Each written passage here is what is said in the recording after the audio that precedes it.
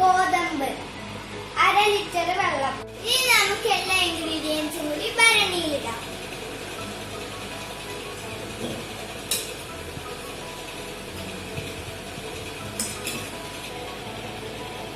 ഇനി ശർക്കര ഇട്ട് കൊടുക്കാം.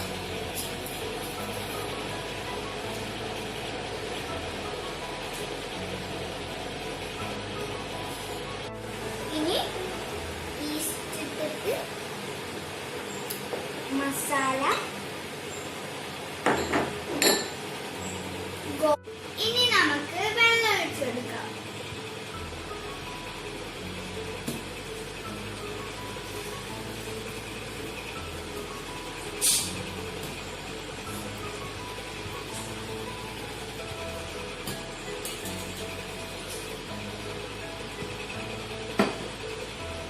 ഇനി ഇളക്കാം.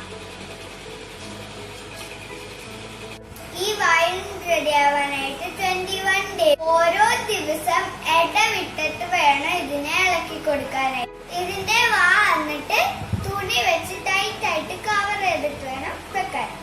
അപ്പോൾ നമുക്ക് ഇതിനെ 21 ഡേയ്സ് കഴിഞ്ഞിട്ട് പുറത്തെടുക്കാം. അപ്പോൾ 21 ഡേയ്സ് ആയിട്ട് ഈ നെല്ലിക്ക വൈൻ മൂടി വെച്ചിട്ടുണ്ട്. ഇനി നമുക്ക് അരിച്ചൊരു ബോട്ടിലേക്ക് ആക്കാം. ഇനി നമുക്ക് നെല്ലിക്ക വൈൻ ഒന്ന് ടേസ്റ്റ് ചെയ്ത് നോക്കാം.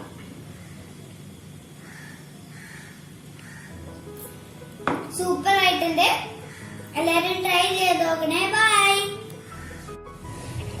ഇത് നമ്മൾ നേരത്തെ ഉണ്ടാക്കി വെച്ചേക്കുന്ന വൈനുകളാണ്.